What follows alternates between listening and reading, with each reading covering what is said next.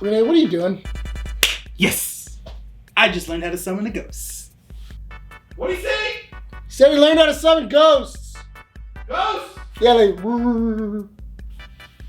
Nah, you know, I'm good, fam. I'm gonna sit this one out. Bryan said he's gonna sit this one out.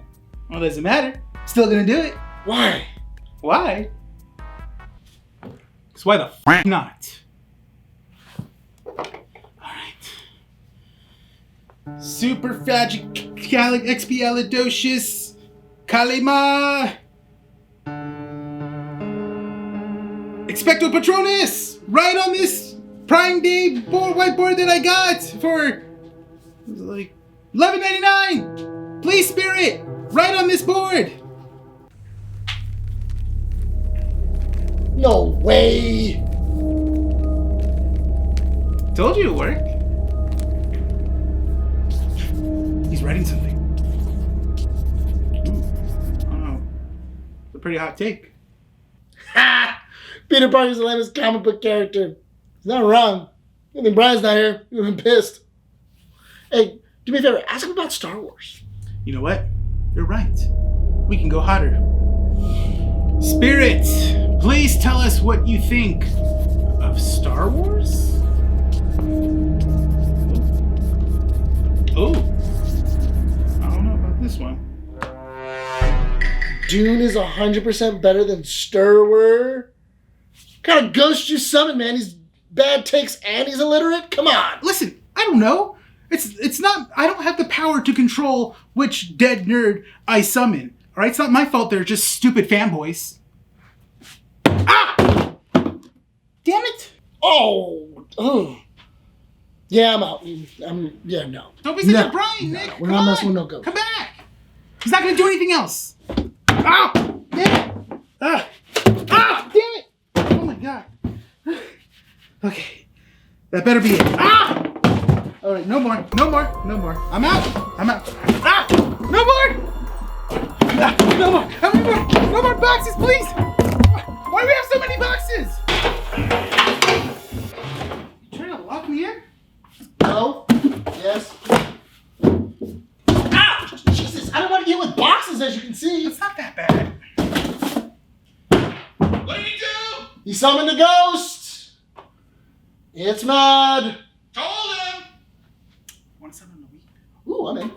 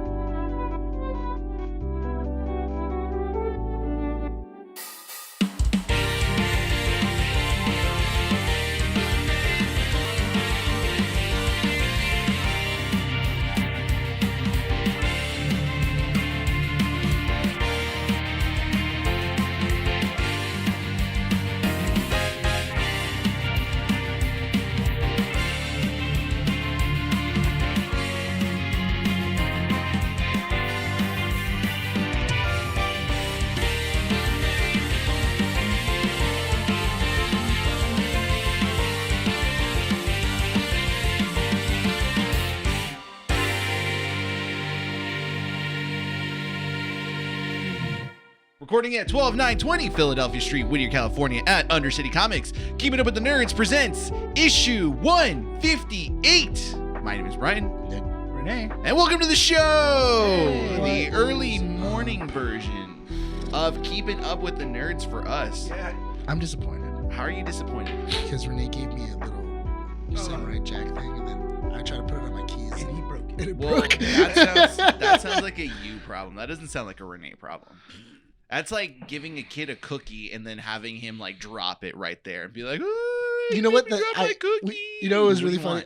want? I did have a couple of kids who did that, where I gave him the snow cone yesterday because we had a carnival at my work, and I was doing the snow cone machine, and I handed one of the kids a snow cone, and I don't know why, in their head they went crush, and like they crushed it, but it was just a solid piece of ice that just. And just, so yeah, it just fell out in cone shape and just slammed on the floor. then it just And it just like. Why do they keep making you work the Looks snow cone machine? That's twice in a row, dude. You know, Because I haven't had actually snow cone in a while. Oh, I was gonna say I you can never make had a them. snow cone. I can make them. Why don't you bring them over for the beach day? Because I need an electrical. That's fine. I need an electrical. Actually, I could probably do it if I charge my thing.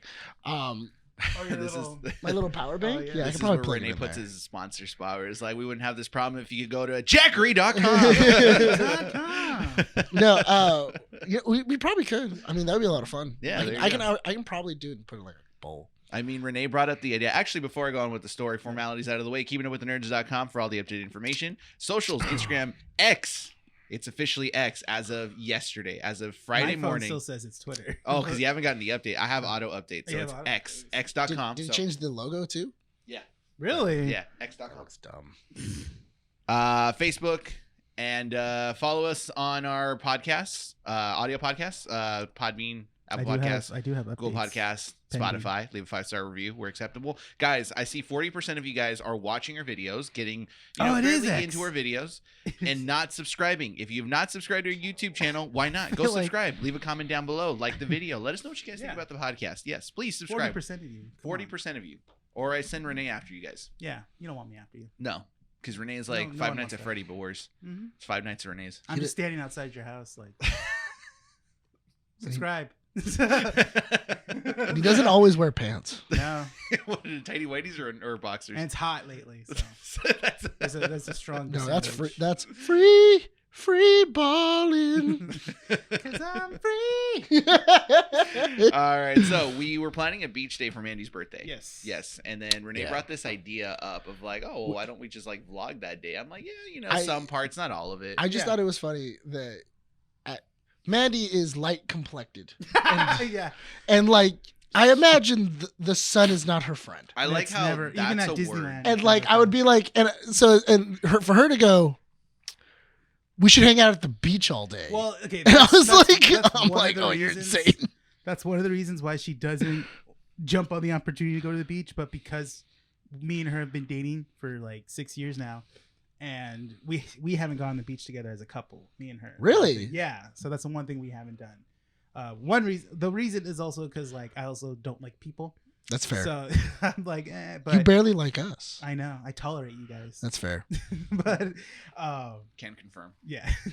But no, but it's something that she wants to do something for her birthday, and her birthday always something happens that's not good in her birthday, so she kind of doesn't want to put in the effort. But I told her this year I'll take care of it because she did the same thing for me. So it's like You know that you just like she's gonna get third-degree burns. Like that's just what's gonna happen I now. told her we're gonna get like SPF 5000, like, and she has to apply that like every hour. Like I'm gonna be on it. I'm gonna be like, okay, hour reapply. And she's like, But I don't want it. Shut up! You And put the sunscreen on. But she wants to get like one of those big black beach hats.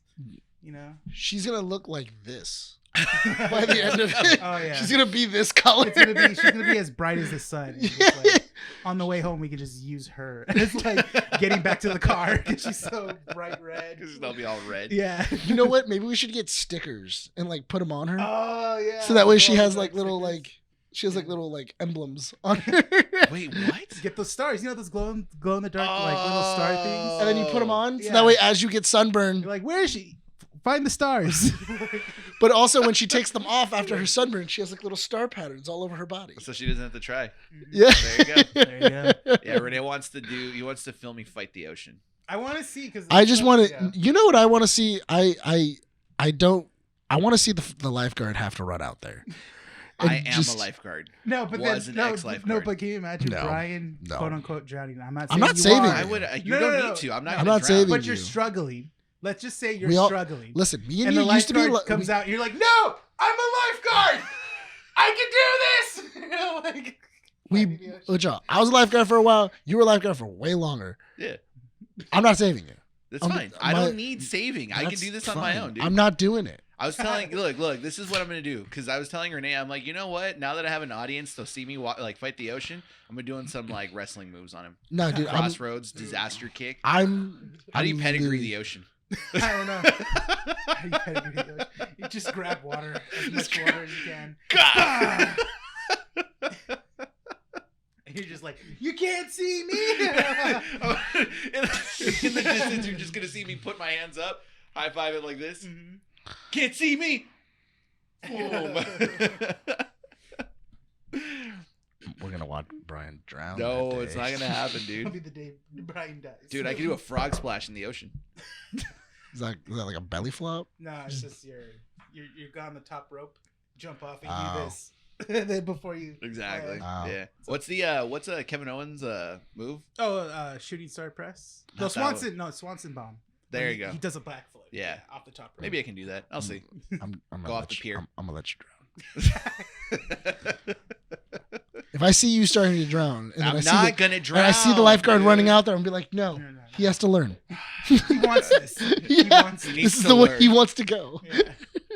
He'll let me Oh, drown, God. but you know what, dude? You're Poseidon banned. wins. Banned from the beach and banned from serving snow cones. Why? Okay, first of all, you're telling me you want me to drown, No, right? I'm saying You're gonna let me you're drown. Going to drown. Second, right? You serve snow cones to kids, and every year there's always like some sort of story about like, oh yeah, these kids keep dropping their snow cones. Like if you're working the snow cone machine, you should be responsible for the kids not dropping their snow cones. They don't know how to handle a snow cone. That's not my Teach them. fault. That's maybe your fault. Maybe it's your problem, dude. They have parents. They're They're like- standing right there. They grab it. They're like, it's cold. The one thing I was telling him, I did mess with one of my coworkers. Oh, So they funny. said mess with one of the kids. I'm like, really, dude? No, Okay, do you really want to? No, I brought a kid involved.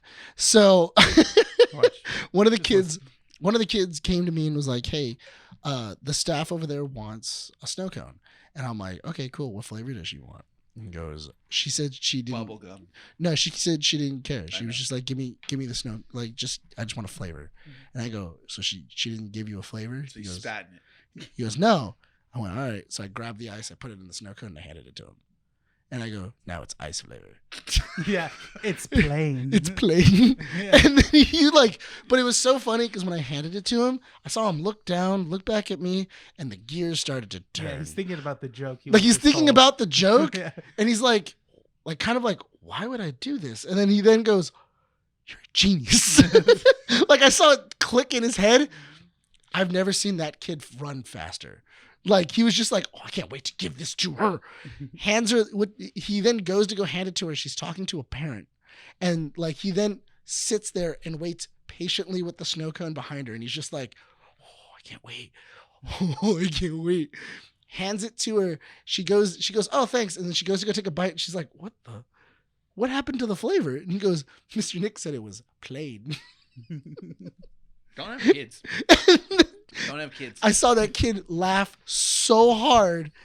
And then she looked at me and I'm dying at the snow cone. Don't have kids, Nick. I could only imagine what a mini you would be like. What monsters I would breed. Yeah, dude. Yeah. You know what? And Many that's the accomplices in Dude, his joke. Oh my I feel God, like- yes. I need this. Nick's kid would not be his kid. It would be his best friend. Yes. Yeah. Like it's not his son or his daughter. No, this it's is best friend. That's his best friend. Yeah. And it's like the accomplice. And you could only imagine if we ever invite Nick to anything, With my kid. little mini Nick is gonna be there. Either Nick Jr. or Nicky Jr. Oh my God! Right? I Hell can yeah. only imagine our I would do kids being our little versions of us. And when they meet, it's just the Mini same. you is just like, yeah, oh my God, I hate people. Dude. yeah. I can't stand Here. it. Just Brian's little child just panicking about everything. Yeah, because of you, you're tormented. They're like, hey, little Bryan, little Nick's here. No. No. I'd be like, see that little boy over there? Bully him. Make him stronger. Make him stronger. He needs a villain. Be that villain. All right, so let's just get to the main topics because we've got a pretty long show today. We're going to start off with comic strips, then we're going to be talking about a little bit of a couple things that came out this last week. Yeah. Adam Eve, the prequel episode to season 2 Mhm. of Invincible. I mean, it's kind of like a prequel to the whole show. Oh, More or true. less. Yeah, that's true because it's her origin, right? It's her Or how she origin became a story hero. because it's from like when she's a kid all the way up. Yeah. We're going to be talking about Twisted Metal. Oh my God, I love that show. Here's my so good. mini issue with Twisted Metal. I didn't know when it was supposed to come out Mhm. because they didn't advertise it at all. Like they did Oh, very really? little. Yeah. I Peacock- saw, I I feel saw like some Peacock videos did on pretty social well. media about it, like little ads. There wasn't any behind the scenes stuff. No, but like, No. but it was like all over. It was all over YouTube and TikTok. I've because- seen more ads for Miss Davis Really? than for Twisted Metal for Peacock. Yeah. You know what? But it's weird though because I don't know what your algorithm is. Because it was weird because I didn't get any from Miss Davis. I was getting all Twisted Metal. Probably because it's a default because I don't watch as much Peacock as like Hulu or Netflix or anything like that, or Max. Excuse me, I don't even watch Netflix anymore. Just like Max or Hulu. So it could be that it's a default. August 3rd, Super Mario Brothers will be on Peacock. Yes, so they're picking up, but I feel like their advertisement's a little bit weak. I mean, they don't have much on the streaming service. Okay, I think like Nick said, it's probably your algorithm because I get a lot of stuff for Peacock, but I use it very thoroughly because I watch like wrestling events on it and stuff and wrestling documentaries. Sometimes I'll watch The Office. That makes sense. Yeah, like that makes sense. So I use it pretty well because I get more ads from Max, so it could that, be that. That would also make sense too. Yeah. So we're gonna be talking about Twisted Metal and then Haunted Mansion. We're gonna go watch it on Thursday. Spoiler alert: we actually enjoyed it. It was really quite good. I think we came in with very low expectations. I thought you were gonna be like, no, I didn't. No, I liked it. No, we came out with smiles on our face for a Disney movie and a reboot of the story. So it's pretty interesting. But we'll be talking about that. Anything I missed? Just those 3 topics, right? Yeah, that's it. There's not a lot. Did we even talk about Gen V? Not last the trailer, right? No. But I mean, it's just a trailer. It's just a trailer. I'd rather wait and talk about it when the first episode drops. To be honest, because it's just a trailer. I mean, we pretty much get a vibe. It is a direct like spin-off from The Boys. It has the chaoticness. Yeah, with a couple people kind of crossing over because it's supposed to be a school, right? That's the animated series, right? No, a lot of the employees from VOT will be part of this show. Yeah, it's a school for the powered people. Oh, yeah. It's like X-Men, but like rated R. Yeah, basically. Yeah. I was telling Renee that I think what I love so much about The Boys and just that entire like universe is that it's filmed so well, but it's like the most obscure, gory, like sexually forward show, and you're just kind of like, why am I enjoying this? I shouldn't enjoy it. It's only like 50% of how the comic is. That's the thing too. It's not fully like how the comic is. The Boys, because it's so just depressing on top of that. Can you sell that comic here at the store? I do. We do sell. You do sell it? Okay. But I tell people ahead of time. I go, listen, the comic is not for the faint of heart. There's a lot of like sexual assault in that, and is in there. There's a lot of topics that it's risque topics. Very much so. And when was this book written? This came out like early 2000s. Garth Ennis wrote it as a joke because he doesn't like writing superheroes, and this is his call to like, this is why I don't like superheroes, and he hates and he really hates Superman. Yeah, he hates Superman. It'll be interesting because if it's written in the 2000s, I was talking to this because I was talking to Andy about Twisted Metal, and I was talking about how like it's a game that I shouldn't have grown up with, but I did grow up with. Yeah. Right. And when I was thinking about the topics that the show certain characters have in the show, specifically Sweet Tooth, we talked about it with you, Renee. And it's like, certain things won't hold up now. No. So we'll talk about it when we get there. Yeah. But I don't think you actually got to Sweet Tooth's origin because they go through some of the more. They give everybody like an episode towards like the last 3 or 4 episodes. Do they? Well, everyone gets their own little like episodes. Origin. Yeah. We saw Agent Stones. We'll talk about that. Yeah. It's at the beginning. Yeah. But let's start off with comic strips, a segment of the show where we talk about topics that don't merit a 10 to 15 minute conversation. Hopefully Nick doesn't tangent off into obscure topics. Nick, you want to start the streak over again today? 1, no tangenting? No. Yes. Okay, good. No, stop saying no. You know you mean yes. Your mouth says no. Your heart says yes. What are you talking about? Or do you not have a heart? What are you talking about? What are you talking about? I don't know. We're talking about comic strips. Comic strips. Why are you talking about my mouth? Comic strippers. What? Why are you talking about my mouth? Inappropriate. Why do you see it that way, dude? What are you talking about? Let's start off with box office numbers. Barbie hits 600 million. Was it this week? 2? Huh? Is it week 2? I think it's week 2. Yeah. I think it only saw a 40% dip. That makes sense. Yeah. I mean, it's a lot. Saw it. Yeah, but no one's gonna see it again at least. I know. Certain people will. I know certain people will. I know Monica is going to go see it tomorrow. Are you going to see it first time? yourself? Yeah, for the first time. What? Yeah. Oh wait, she hasn't seen it. She hasn't seen it yet. Yeah, Mandy hasn't seen it either. We're gonna see it this weekend. She's gonna have a girls' night with her sisters and her niece. Cool. Cool. Are you gonna be invited? No, it's a girls' night. Yeah, I know. You can't be one of the girls? Yeah. Whatever. You can't be one of the girls? No. That's sexist. No. Biologically. Equal opportunity, damn it. Biologically, and unfortunately, I don't have the right equipment. Barbie, I feel It's unfortunate. I know. it's unfortunate. That For I don't. who? For me. Sure, if you make it. Sure. Why? Yeah, we're learning some stuff today, I guess. I mean, you wouldn't want to spend a day as a girl? No. Why I think not? I'm not? good. I'm I good. would. No, Yeah. I don't think about that. I think about other things. Think about your coiffed hair, your hairy beard, bearded chin as a woman. I feel like I would. Mornings have don't some- work for you, do I they? feel like I would have great boobs Huh? if I was a girl. You feel like you'd have good boobs? I would have good boobs. Yeah. I feel like I'd have a good butt. You know what? You would have a good I think butt. I'd have a yeah. good butt. Yeah. Like I think people would be staring at me. I think I'd have, I'm Just pretty freaking sure I'd be. piss already. Both of I you think guys, I'd. dude. I think but the only problem is I Dude. feel like I'd be flat chested. I feel like I'd be Oh. very upset with that. You'd be very like hourglass kind of. Yeah, like very, I would have a Thick big thighs, butt, but yeah. like little boobies, Mhm. and then I'd be like, It's still hot. I guess, Yeah. but also I'd be fat. Just like, what the But I'd still be fat. Yeah. Yeah, I'd be thick. Have you noticed that TV shows don't do that that idea anymore? What? Man turning into a woman? Yeah, not a lot of them do. Yeah, that's true.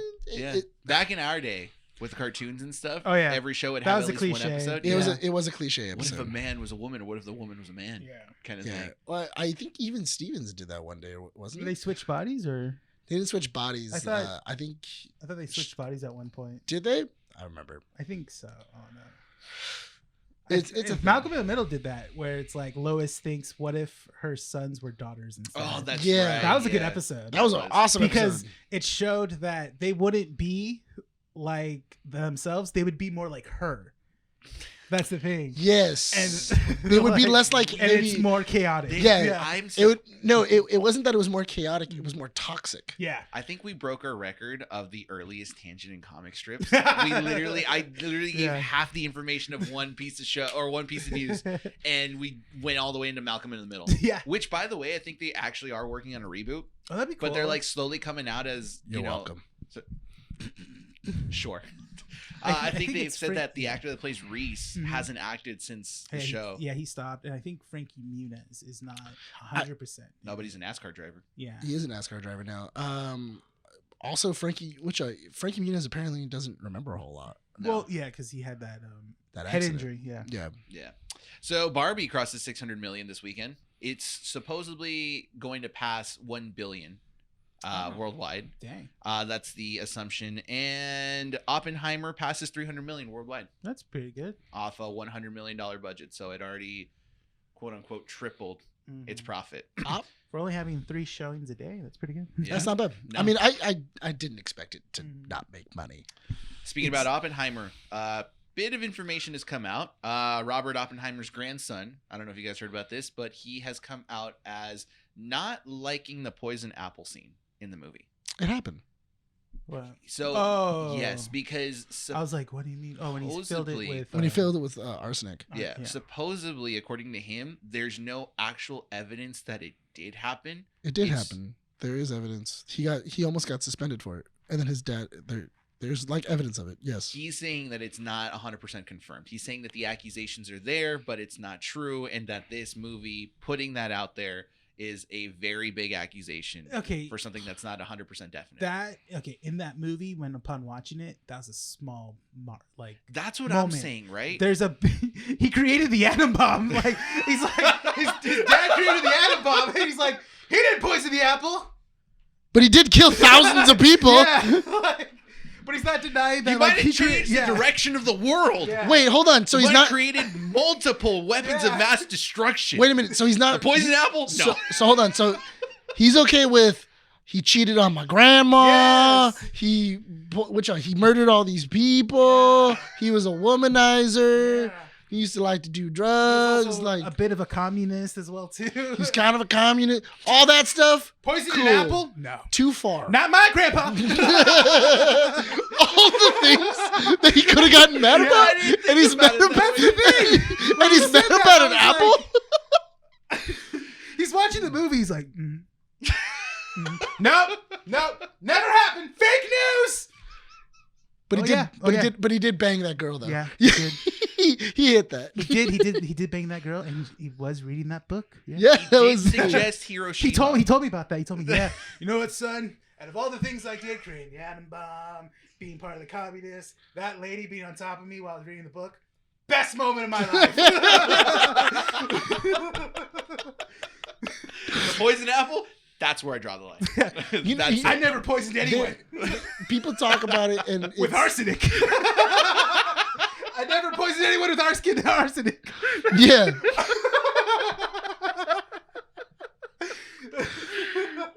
Listen, I get it. Okay. What is there to get? No, but okay, no. But the dude is pissed off about a poison. One person it's almost a bad died look compared to 100,000 plus people. In a small it's a island bad country. look. It's a bad look. Like it doesn't look great when you were like, people in Japan like hearing that. They're like, what? Like, he's mad over an apple? I could imagine being upset, right? Yeah. The people in Hiroshima and Nagasaki, right? They're probably upset over the fact that like this guy is upset over the fact that this potentially could have happened, right? But this dude, he didn't just make it potentially almost happen. This dude suggested to bomb Hiroshima and Nagasaki. Yeah. But that's okay. The grandson's okay with that. It's cool. I just feel like there were things that you could have gotten more mad about. Yeah. And like I get it. Mm-hmm. You know, but also he killed thousands. So on top of that, I heard a little sliver of news of when that movie came out, the Middle Eastern group of people, because that's where that book is from. Yeah, people were mad about that. So you're beating me to that point. Okay. My second piece of information is that people are exaggerating the sex scene in this movie. So there are a lot of people that were really upset about it, apparently. It's not 15 minutes long, is it? I think it's a 15-minute long nude scene. I think it's a collection of all of her nude scenes. So when is a nude scene considered a sex scene? Because I was always under the impression that like the physical act was the scene. No, I think it's as soon as she's nude. Well, that's just a nude scene, honestly. Like, yeah, I don't know. My opinion, but people are not bothered by other nude scenes. I don't know, but people are bothered by nude scenes in general. I think coming from the actress of Florence Pugh, because she's so beloved and stuff like that within certain generations. Hasn't she been nude before? No, she's been kind of like showing off her body more in public. Like she'll wear like sleek dresses that are see-through. Yeah. That's great, you know. Yeah. Like, okay, fine, if you got it, flaunt it. But I think it's more of the line of like she's showing it on screen. I also thought it was weird too that people were body shaming her afterwards too, going like, "Yeah, she's fat." I was like, "What?" No, did we watch the same movie? Yeah. But not only that, but also she's thick. No, but but not only that, but also she has the body of somebody who was in the 1940s. So I get it from a cultural standpoint. You can't have scenes like that because the scene that we're talking about is very explicit. It's very it is. It's the explicit act of and it. it's different. Yeah, it's different than most other scenes that we've seen in movies. Is it the when she lifts her leg? Yeah, it's that. Is that what you're talking about? No, but it's the act. So because in a lot of movies, when you have sex scenes, like for me, my favorite sex scene is the Rocket Man. Please tell us. Oh, the Rocket Man? Yes, that's your favorite sex scene. You want to know why? Why? I have a couple of questions. No, here's why. It's the best scene to watch in a theater. Specifically because you can smell the atmosphere of people being super uncomfortable. Oh, I see what you mean. What are you smelling? Anxiety and stress. KY. You in your and KY. And the two gentlemen in the back really enjoying the movie. No, because it was okay. You've seen Rocket Man before, right? You know what scene I'm talking about, right? Yeah. It's with his agent and why can't I remember his name? Oh my God, Elton John. Elton John and his manager? The guy that was managing him, right? At the time? The first manager, right? Yeah, the first one. The first one that was kind of like alienating him, right? When they really get into it, it goes from like a 2 to an 11 immediately. So the first time I saw it in theaters, it was the first time I started to hear people in theaters kind of like shift over and cover their eyes going like, holy crap, this is so weird. This is so awkward. That's what happened. That's exactly. So that's why it's like, it was super unexpected. Yeah. It made people uncomfortable. I wasn't the only uncomfortable one, thank God. Yeah. So now I'm just like, you know what? I love the scene. It's great. Other people get to feel my uncomfortability. That reminded me of when I went to go see the movie Bros. with Mandy, and it's a romantic comedy with gay people in it. And the first scene, is it a good movie? By the way, it's okay. Do you like rom-coms? It's Some of them. It's a raunchy rom-com for the gay community. Okay. And but it was good. It was funny. It had its moments, but it wasn't all around great. I like Spoiler Alert more with Jim Parsons. Yeah. That's on Peacock. That's really good. Is Crazy Stupid Love a rom-com? Yes. It is a rom-com with a titch of drama. So it's more of a dramedy, romantic dramedy. No strings attached? Same. That's the same. Yeah. Yeah. 50 Friends First with Dates? 50 First Dates? No, that's more a rom-com. That's a rom-com for sure. Forgetting Sarah Marshall? Oh my God. Yes. That's I'm a trying to rom-com. remember. I don't know what a rom-com is. All right. I'm trying to make sure. So Bros in the beginning, the main character Do you need a list? Yeah, actually. Do you need to make a list and then go like, oh, this one, that one? All right. I've seen rom-coms. Yeah. I'm good. All right. So these are rom-coms. These are dramatic. So Bros opens up with the main character matching someone on Grindr. And then as soon as it starts, they just start getting into it. Then they start like just jerking each other off in the bed. And it's happening. And we're all just watching it. And one guy goes like this. He just gets up and just leaves the theater. Are you after serious? that. Never to come back. Yeah.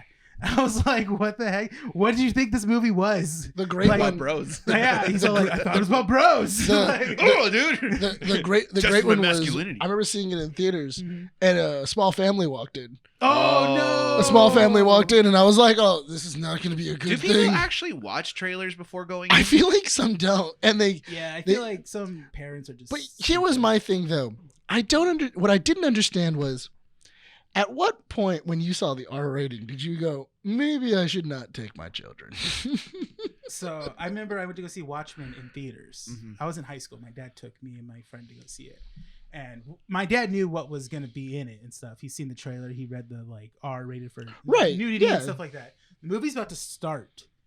A family comes in, but this family consists of a mother, father, and 2 little girls.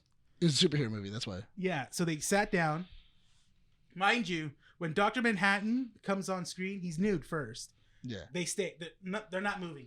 Not moving. And you see at least Dr. Manhattan swinging his blue pipe around throughout like His a blue good pipe? Yeah, like a good portion of the film, right? Yeah. They leave after the second sex scene between Night Owl and Silk Spectre. Wait, hold on. So they Yeah, stayed. They stayed through the comedian's But when- attempted rape scene. Yeah. So, but then Oh, they. that is a part. I forget Yeah. about that. Yeah, where he just But like they- throws her on the but pool table. The moment when, no, that's at the end, isn't it? No, When that's he's having that, the revelation, or in No. Mars? I thought it was on Mars. No, isn't it a flashback? that's scene? in a flashback Oh, okay. scene Yeah. because what was it? Because Silk Spectre is telling the story. Oh, that's right. But then she then has the revelation later that that's her dad Yeah, because on Mars, then yeah. on Mars. But it happens earlier in the movie. So they get up and leave after Night Owl and Silk Spectre are having sex in Archimedes when they just did the oh, jail. is it the flamethrower scene? Yeah, the that flamethrower one. scene, right? That's Yeah. when they decided to leave and get up. I'm And they were like, "All right, too far." yeah, That's Yeah. where I draw the line. Yeah. Here's it. Okay. Wait, hold go- on. Him pre-ejaculating, like that was okay? that was okay. So Apparently. look, I get it from a cultural standpoint. Going back to the sex scene in Oppenheimer, right? Mhm. From a cultural standpoint, I understand why they need to censor it because certain things just Oh yeah, aren't they appropriate. did. They did censor They it. did They censor- gave her like a black dress what? in certain edits.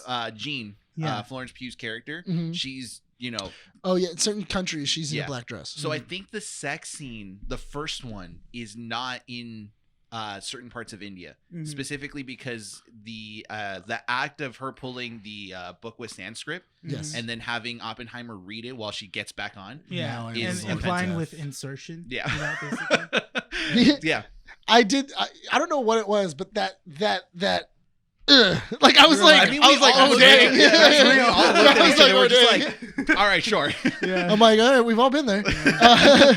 So But- that is, I don't think that's in there. The other part when he visits, when Oppenheimer visits Jean at Yeah. the hotel Mhm. before she commits She's undue, Mhm. or Dude, that's Before like she- the most mildest way to say it. Like- before she clicks Control Alt Delete, and then goes to Task Manager Yeah. and Task. bathroom end task. I feel like we need to put They disclaimer. cover her up with Yeah. the they cover, Also, We don't. we don't condone this. Yeah, we don't condone. they cover her up with a black dress. Yeah. So Cillian Murphy, the actor who plays Oppenheimer, says that the sexual acts in the movie, specifically the first one where they really get into it after the party, is pivotal to the movie and the story of Oppenheimer. Yeah. I understand what he said because first of all, I don't like how the headlines are written because it makes it seem like Cillian Murphy just really likes the scene because it's Florence Pugh naked. I get Florence Pugh on top of me. Yeah, exactly. It's like, okay, sure. If you read his statement, it makes sense because the way he sees it is he says like, look, any actor or actress that has to perform these explicit acts on camera, it's awkward and it's like kind of weird. It's not fun for anyone. It isn't fun. Yeah. So he's just like, but you're wearing a sock. It's not great. Yeah, no. Yeah, they're wearing like these like flesh tone underwear. Yeah. And it's just they have to like just act it out. And they have to perform in front of like 45 people. Exactly. Yeah. All right. And they're like, all right, well, action. So, okay. Cillian, she's going to get on top of you. Stay still. Yeah, don't move. Look more awkward. Yeah. Look more awkward. Wipe that off your face. Yeah. Don't be so excited. Like you just stubbed your toe. So he was saying that the scene itself is pivotal because it creates this emotional connection between Jean and Oppenheimer. Yeah. Because throughout and it makes sense. You know what? You're right. Now that I think about it, because if you skip that scene, how would you know that they were together? You don't understand the scene where she then says, or Robert tells Jean, if you call, I'll always answer. Yeah. Well, not only that, but also it kind of just sounds like he's stalking her at that point because he keeps on showing up at her. Yeah. But also he keeps going to her house with flowers, and then she says, "Oh yeah, like you got to stop coming around here with flowers." Mm-hmm. It sounds like it reframes that entire relationship as like it's like an unwanted. It's like an unwanted one. I'm only doing it because you're here, and it's like no. There's a better understanding because they have an intellectual connection. Yes, they don't have the emotional connection. The beginning of that film, you understand that Jean and Robert are only doing what they're doing because they want the act. That's it.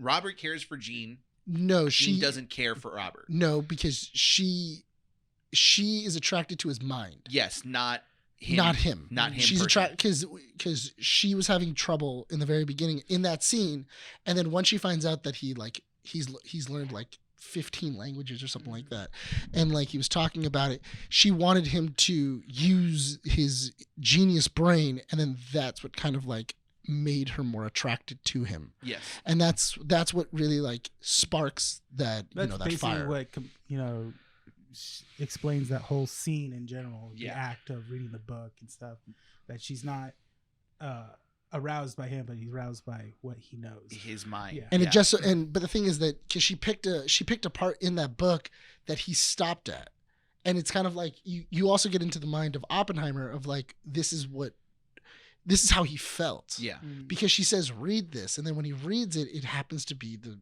piece where he says, now I am the god of death. And when he was reading it, he stopped there too, because he then realized what I'm researching, that I could do that. So it makes sense how Cillian Murphy it makes sense of how he's seeing this scene specifically. And it's interesting. To me, I don't know, I'm not a fan of sex scenes in movies, but I do understand. But boy, is this one that Bryan can get behind. Yeah. Bryan's like, oh, I can get behind this one. You know what? I understand the connection, so we'll leave it at that. Oh, he understands the connection. Oh, yeah, I bet he does. Don't just put this on me, all right? You see, Bryan. We all gave each other eyebrows, like, as soon as this happened, we're like,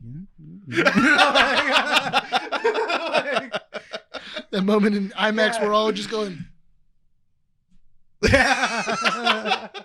We're all okay with this? You know what's funny? This is Christopher Nolan's first sex scene. Yeah. It is. Yeah. And it's the and it really like I don't really know where you would have put it in Interstellar. I don't really know where he would have put it in. Like Inception? He's like, oh, I think you can have sex with the robot. Like, I think it has multiple functions. There's no gravity. It has multiple functions. It's a square. Is that a sexual being? More movie talk. Talk to Me earns $4.1 million in its domestic opening day. I want to see I it. do want to see it. I want to see it, but then I don't know. I'm not hyped about it. It's because it's not like anything super special. I think the fact that it's one of those very low budget horror movies directed by people God, I love that those. aren't. You know what? They're rare now. I love it. They're rare. The early 2000s was that era of like low budget horror where you could have a very unique idea and make it work. No, man. The 70s going into the 80s is like all about low budget. That was like all about low budget horror, man. But the new era was like early 2000s. And then, but those were schlocky, man. Like some of them are. You got Final Destination. You got Insidious. Early 2000s. Yeah, but Final Destination turned schlocky. It was a solid idea. It was Paranormal Activity. Once again, turned schlocky. It turned weird. And if people go out and say, "Oh, Hereditary and Midsummer," well, that's A24. So I mean, but not only I wouldn't consider those low budget movies. Well, A24 started out putting out great like thriller / horror movies. But I wouldn't consider Hereditary or Midsummer as like low budget. If their budget's under $5 million, I would say it's low budget. During that time, A24 was just putting out movies, and it was, from what I've heard, the head of A24 is a trust fund baby, and all she wants to do is just put out good movies. Which is great. She doesn't care about making money back. She doesn't care about. The ironic thing is that with that mentality, she just keeps making money. Right? Yeah, because A24 just keeps putting out bangers. Yeah, they did. It won a lot of Oscars this last year. It did. Yeah. So it earns 4.1 domestically on its opening day. What do you think its budget was? For Talk to Me? I want to say 10 million.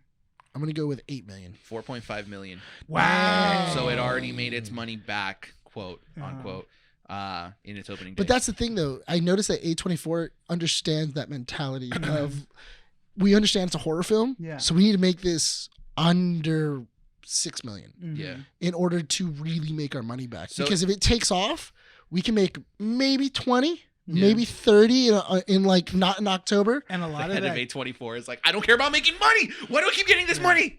And a lot of that goes into casting too. You cast, smaller actors. Yeah, you don't cast any A-list actors, well-known actors. You just cast up-and-coming actors that have done maybe like and it's A24 2 or 3 projects. Yeah, and it's A24, so they're more than likely not going to make a sequel to this, which is good. Yeah, I'm good for that. Is Megan A24? No, that's Blumhouse. I think they're supposed to be. Well, no, that's Blumhouse too. I think Smile. They're making another. Too. Yeah, they're making a sequel to Smile. Of course they would. Probably. It was all right. The directors for Talk to Me are YouTubers. Really? Yeah. Oh wow. Apparently so. Good for them. Speaking about YouTuber Chris the Cow, he taught a monkey named Kazi how to play Minecraft. So he just made his mind into pudding. Basically. Okay. You took a smart ape and decided to be like, you're gonna play Minecraft. That's how. What's next? Roblox. That's how Planet of the Apes starts. Yeah. He's forming his planet right now. He's like, if I keep them online, it's not a game to him. It's his blue plan. It's his blueprint. It's like, this is how we do it. Planet of the Apes start, dude. It's not through a virus. it's through Minecraft. I would laugh so hard because you taught him Minecraft if he just walks around with a pickaxe and he just starts hitting things and he's like, why didn't it turn into stuff? Like, don't call me Bobo. Call me Caesar. Don't call me Bobo. I am Caesar now. You know, I think I've said this before. I'm afraid to show Andy Planet of the Apes because I actually think it could happen. What? Okay, so whoa. Okay, wait. Which part? All of it. Do you think it will happen by the moment Andy watches it, or what? Maybe it's too real. Dude. Like after you show it to Andy, like that's the beginning of the end. It's too real. Okay. It's Andy's fault. No. Is that what you're trying to say? I don't want to. Is she the catalyst? The realities of life. That's why. But you're willing to show her Oppenheimer. That's fine. Oh my god. That happened. You know, it happened already. It happened already. Exactly. Planet of the Apes hasn't happened yet. That's more likely than End of the World by nukes. You're a weird dude. I think. So the only thing that I'd be afraid of a world of Planet of the Apes is taking on a gorilla. Dude, I went to I'm go. afraid to fight We a went to gorilla. the San Diego Zoo this I'm just weekend. in general afraid to fight them, like A any monkey? kind of monkey Yeah. slash I mammal. mean, well, Dude, yes, they're very vicious. But We went to the San They'll Diego bite Zoo my this face weekend. off. I feel like I have a chance at least. No, dude. No, you don't. No, dude. No, I you saw a don't. gorilla like 2 feet away from me, behind a glass window, of course, right? Those things are big, dude. Mhm. I was thinking about it. I'm like, would you fight a bear, a tiger, or a gorilla? And I'm like, Ooh. dude, you know what? I think I'd take on a gorilla just for the fun of it. I know I'd die, I'm- but it probably. At no point was that fun. Why not? Dude, I mean, I'd rather be, I just get your first shot. exactly. Yeah, A tiger will just bite your leg off, and then you'd be bleeding out to death. And You a know what? bear As would like the- ferociously kill you. I think you a gorilla's more obviously merciful. didn't watch Nope to see what that monkey did to that girl, Nope. and just see how Yeah. she ripped her nose off and her face. Monkeys love to like rip your entire face off. Yeah, like that's a thing. I'm not Yeah. talking monkey though. I'm talking about a gorilla. They'll do the same thing. They'll beat you, dude. I feel They'll like a beat you bite gorilla- your fingers off and Yeah. everything else, dude. Like they Not if you go first, like aggressively. If you like swing for it, then it'll swing back, And then one punch to the dome, that's it. why You're would done. it swing? Wait, what's the term for bears? If it's a black bear, you what? That's after cocaine bear. I don't trust that. But what's the saying? I don't if it's know. a brown bear, you lay down, or is it? You stand You run up. away. wave Yeah, your I think hands. it's brown bear you lay down, black bear you fight back. Oh, okay, yeah. Sure. Black bears are because they also go with aggression, but brown bears, if like they come, you just go fetal, and then hopefully they'll just pass you by. Just like Let's talk. Also, poo your pants. Let's talk about You're just like rubbing some it, like, Marvel news real quick. Miss Marvel returns to comic books Yes. as a New Mutant. X-Men Hellfire Gala. She gets Wow, resurrected almost like we into a didn't mutant, know. right? It's almost as if we knew. They this just did it was in a month. So That's the thing. Yeah, that was- I wonder that was why not a- everyone tweeted out that they were all sad that Miss Marvel dies in the comics, and then no 'Cause one's they don't know Xing how about comics this works. now. So Well, because they don't know how comics. yeah, work. it's That's just it. people being sad to be sad, and then they don't Yeah. actually We- pick up a comic book to We read. knew that she was going to No, come we back. knew, not the people on, X. X. Xander Cage. Xander Wood. Marvel Studios unveils Ice Cube? the Loki season 2 poster. What's up? The Loki season 2 poster. Yeah. They revealed it Thursday. Uh-huh. And release date for, I think, October 6th is what it says, or 100,000 minutes. It's a weird way of putting it. Yeah. I liked how I was like, I got sent the poster. Andy sent me the poster, and she's like, "Oh, look, it's out for in 100,000 minutes." I'm like, "Can you just give me a release date?" I had to look it up. It's October 6th. was like, How to okay. do work? Yeah, I'm Oh not my gonna do God. it, dude. Just do the math. No, what is it? October 1st? How many days is that, dude? I don't know. I don't measure my time in minutes. Well, I measure it in it's- days. It's July now. Yeah. Well, No, we're gonna be here forever. So no, it doesn't make any sense. Sony opens up pre-orders Like for the 3 Spider-Man months. console, PlayStation 5.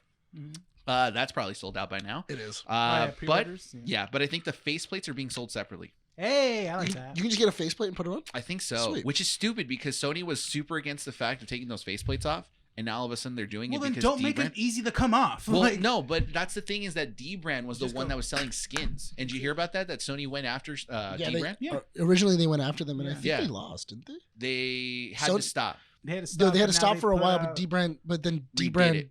Yeah. redid it according to like their That was specifications, the and only- now they can't do I it. hope they still sell them because I do want a PlayStation 5 just to buy the D-Brand. I was thinking about getting Plates? a D-brand It was- too. it was you really know that funny. they has the contract, the Yeah. lawsuit contract inside, right? Yeah, Written. in code, isn't it? Yeah, or Yeah, something I like thought that. it was. I did think it was funny that when when they first said they were going to sue D-Brand, Justin bought like 3 of them. Yeah, because why not? Out of spite, because Sony's being babies about it. Don't make them easy to take off, like Renee said. It's fine. But I hope they don't sell the controller. Keep that for the people that pre-ordered it, because why not? You know.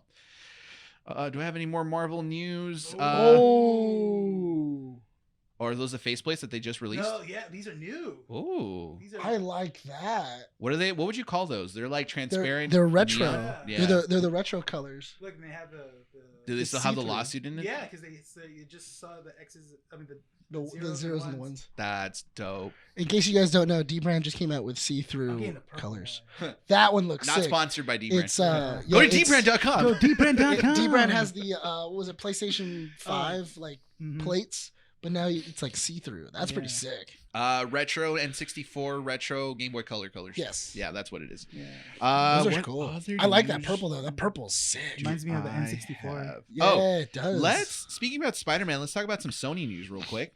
It's only 69. Sony That's not bad. releases news about upcoming properties. A bunch of delays were announced as of Thursday. Ooh, extra $20 and you can get a light pack with it. Yeah, they're strips though. They're LED strips. Yeah, they just put I it know, on but the way that it looks on the see-through, Why are you covering your mic when you say it? We can still hear you. I want to do things. I want to do things to it. Whoa. Deep breaths. I want to be like Jason Mantzoukas to that car. Sony news. Ghostbusters Afterlife sequel gets delayed from December 20th, 2023 to March 29th, 2024. What? Ghostbusters Afterlife, Sorry, I was This paying is the attention. third December time. 20th, 2023 Mhm. gets delayed to March 29th, 2024. Okay. Okay. Fine.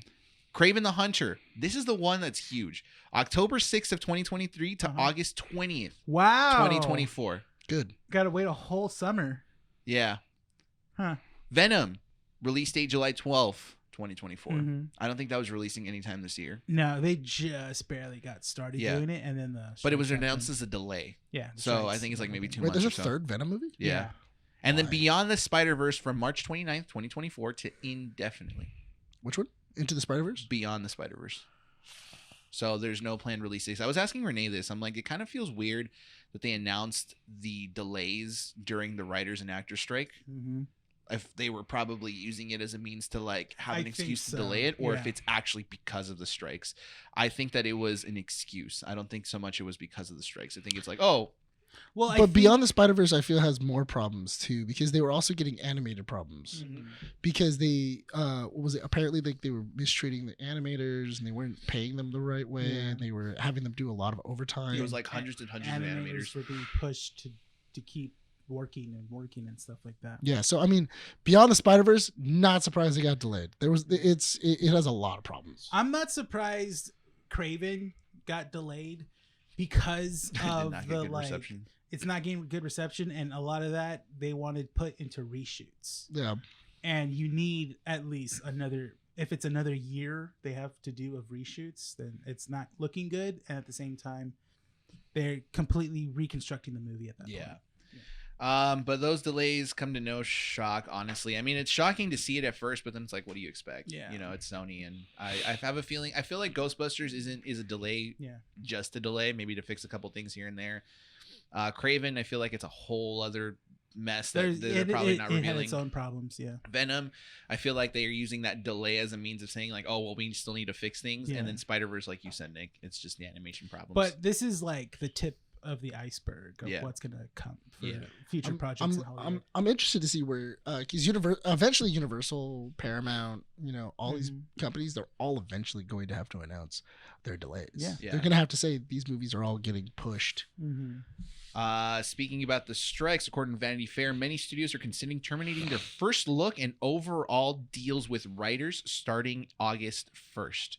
Do you know what a first deal or a first look is? Hmm. Essentially, it's like contracts that basically say that if a writer has this property or this project that they're going to move forward with this Oh. studio, Yeah. that the studio has first looks for that project. Okay. So those are being terminated as of August 1st instead of actually going to the table and proposing a proper fair deal with the writers and Mhm. actors next week.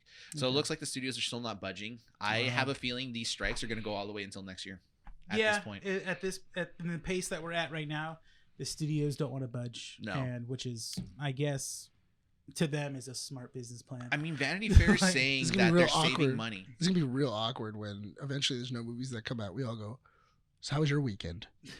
And Keeping It of the Nerds gets Paid canceled. pay another $25 to Guys, go nowhere. we Like- might- Yeah, I know. Like, we might have to. might actually have to talk Cancel. about comic books. Oh, no.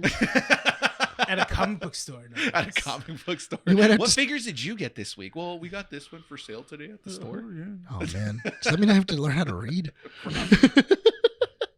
Yeah. You won't be able to Dang. watch anything? Should I just look at the pictures? Nah, but you know what? Let the writers keep striking, let the actors keep striking. Yeah. Hopefully good things come, and hopefully before the end of the year.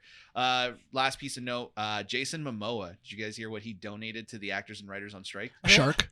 I don't know. I Was it thought a shark? Where sharks living. I thought a you were gonna tank? say, like, did you hear what happened The to ocean? Jason Momoa? Like, he got canceled or something. I'm No. like, no, Like, Not my boy. yeah, it happens like every other week now. Not my man.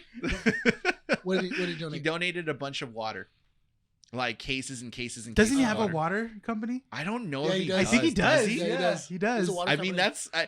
I mean, I It's found it canned more water, interesting. I think he Yeah, has. it's canned water. Yeah. Oh yeah. Then it is his company. Then. Yeah, I it's found canned that water. more interesting than Dwayne the Rock Johnson donating like 6 figures to the, Oh to yeah, the dude, efforts. well, I mean, okay. And Jason Momoa was like, "Here's a bunch of water so you guys don't dehydrate in the heat." Yeah. Sure, why not? You know? It makes sense. Yeah, it makes sense. I own Not a only water that- company. I'm Aquaman. Here's Here's water. That's my brand. My brand. Aquaman does what he does best: just deliver water. I want him to also have like a horse ranch. Because just be like, oh, I'm also a Dothraki. I mean, like, more power to him for doing what's best here, like Yeah. delivering water so they don't like burn and Yeah. dehydrate out in the heat. You see the But rock? it's still like kind of a super You need to late- donate rocks. That's your brand. Did he personally donate drop people's it off? elbows. Did he Just person- doing sex? Did he personally drop it off? I don't know. I just feel like read he that would. Yeah. I feel like he would. Like he came with like a box truck and he just starts throwing water at people. You get a water. It's just cans. You get a He's just pelting them with cans. Last piece of news before we wrap it up and start talking about our main topics. Donald Glover and his brother are teaming up to write a Lando TV series for Disney Plus. Hey, I'm for that. This is of course after He's the a good writer writer. strikes. So Who? Childish Glover. Gambino. I loved when Sony was like, was it Sony or Fox when they were going, oh yeah, Donald Glover is no longer working on the Deadpool series. Like we had creative differences, and he's like, nah, man, I quit. And Yeah. then they were like, oh well, like his script was okay, and he was like, man, it was great. Here, he just put it up. Yeah. did you Right. really? Yeah. Yeah, he put it up online. It was a sick script. It was cool. I think That was before Ryan Reynolds took over. That was Yeah. I think that was just before Ryan Reynolds took Mhm. over. I gotta look that script up. It's good. I I think somebody animated it. I remember during the interview for the solo movie, I think they announced that it was Lando Calrissian is he's not he's like bisexual or pansexual. He's or something. binary. He's non-binary, yeah. And he goes, yeah, why wouldn't he be? He said in an interview, like Donald Glover's like, why wouldn't he be? He's the You know? coolest man in the universe. Yeah, You think he he's- would just have sex with women? Yeah, he goes, he has sex with any sort of species. Yeah. Because he can. Because he can. Because That's the thing. Yeah. when you live in a world where there's multiple different species and different kinds of women, Yeah. and I'm trying to get what I want, Mhm. wouldn't you? I feel like you He would. saw Yeah. Christopher Nolan's sex scene and he's like, I'm gonna one up that. Yeah. Forget. Tentacles. Instead of reading Sanskrit while they're doing it, Mhm. what's the writing in Star Wars? Jawa. Jawa. He just had that locked and loaded. Because I want him as he's having sex to go, That brings us to the end of comics strips. Let's talk about our main topics for the show. Should we do Haunted Mansion or Twisted Metal first? Let's do Haunted Mansion. I feel like we can knock that out. Haunted Mansion. Yeah. Haunted Mansion was great. It was good. We'll start off with that. All right, Twisted Metal. No, we'll talk about Haunted what, Mansion. what did you want? What did you want? What? We'll do we'll do the opposite of whatever you want. I said Twisted Metal, then Haunted Mansion. All right, Haunted Mansion. Haunted Mansion it is. All right, there we go. So we went into Haunted Mansion with low expectations. People were giving it some good reviews. What's the score on Rotten Tomatoes for it right now? I think it's like a 75. I thought it was an 80. You know what? If 75 it's a 80. 75, I think that it's pretty It's much still good. It's still good. Here's what I thought about this movie. I've been a fan of the Eddie Murphy one. Not like a diehard fan, but I did enjoy the Eddie Murphy one. Really? 84? 84. And 84 the and Rotten, the tomato meter gave it a 42. It's a Ooh. splat. So 42 critics and 84 audience. Yeah, but I've been seeing that a while. That happens a lot. With It the does. whole- Here's the thing. As if people like the Eddie Murphy Haunted Mansion, this is a complete redo of This is not that the movie. story. It's not This that is not movie. that movie. I think the best description was given by Andy, and I think by you too, Nick, Mm. where he said that the story of the Haunted Mansion actually has a story now. Yeah. And that's a good thing because a lot of people go onto the ride and they see that there's no story. It's just a haunted mansion with 999 ghosts. But there's always been a story for the haunted mansion. But it's not a set one. Yeah, but it's never been like as well known because it's not necessarily a property. Mm-hmm. Like something that we've made this movie before and then we made the mansion. It was, we made the mansion and then we made a story to make it make sense. Yeah. So the fact that this movie gave that a story, I feel like the subplot is what? The Eddie Murphy one. 13% tomato meter, 31% audience. It's score. Not that bad. It's it's okay. It. Yeah, it's okay. When did it come out? 2003. Yeah.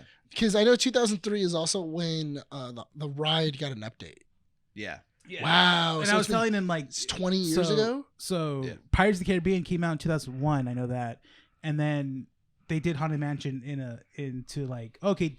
Disney was like, we made a lot of money off of our movie theme ride, so let's make another one. Haunted Mansion was the next popular one, and they were like, okay, I felt like they were just, let's make the script, and they were like, it's too scary. How do we lighten it up? And I'm like, well, let's get a comedian. I feel like, and so they got Eddie Murphy attached. But the problem is, I think for the original one, they let Eddie Murphy do whatever he wanted. Yeah, they very much let it was an Eddie Murphy movie. It's an Eddie Murphy movie, but the problem is that's during that. It's in that weird phase in Eddie Murphy's career when he was not necessarily doing a lot of really great. He wasn't doing a lot of great stuff. Yeah, his movies are falling flat, and he's just really dependent on Eddie Murphy doing Eddie Murphy things. In that era, I do love Pirates of the Caribbean. Pirates of the Caribbean will always be my dude. Pirates of the Caribbean still slaps. What are you talking about? No, dude, I'm the one that argues it. I mean, it's such a great movie for me. I love it. Did they have Hatbox Ghosts in the Haunted Mansion movie? No, I don't think so. With Eddie Murphy? Yeah, they didn't have him. No, right? I don't think they did. Yeah. But the story for this new Haunted Mansion, I feel like the subplot is Ben's story. And the main plot is the story of the Haunted Mansion because you're following Ben, who we end up finding out, spoiler if you haven't seen the movie, go watch it. You end up finding out that the loss of his wife is what makes him grieve a lot.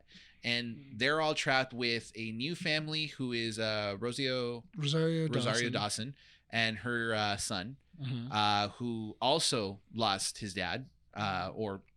Spoiler alert. I already said spoiler alert. Just making sure. Yeah. Kid lost his dad, so he's going through grieving times.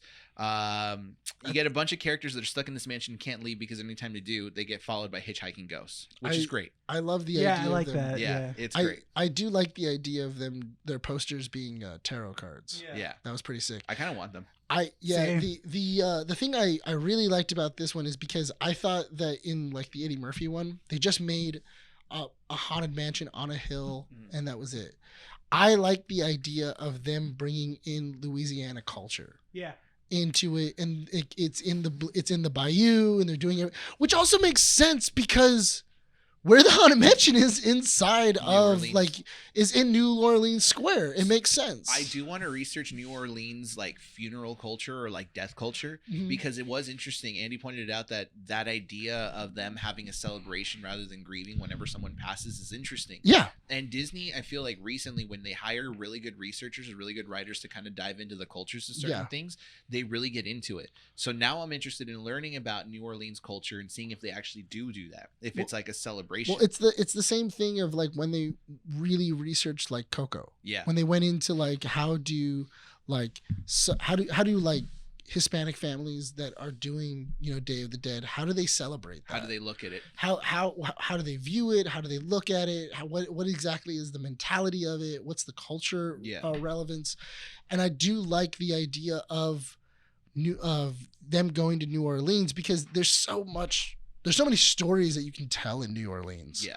And especially with it being it was really big in slave culture, back in the day. And there's a lot of plantations that were there that turned into manors and all these other things. And there's a lot of people that say that a lot of the places are haunted. It makes so much sense to then put this haunted mansion in New Orleans that I'm kind of surprised that the Eddie Murphy movie really didn't push that more. It didn't grasp it. And Monica was telling me after we watched it, she goes, I really liked it because I liked that Ben the entire time as the scientist always dressed like a witch doctor. Yeah. Like he really like he had the like that kind of like New Orleans look to him of like a witch doctor. He always had the vest. The only thing he didn't have was like the top hat and everything else. Yeah.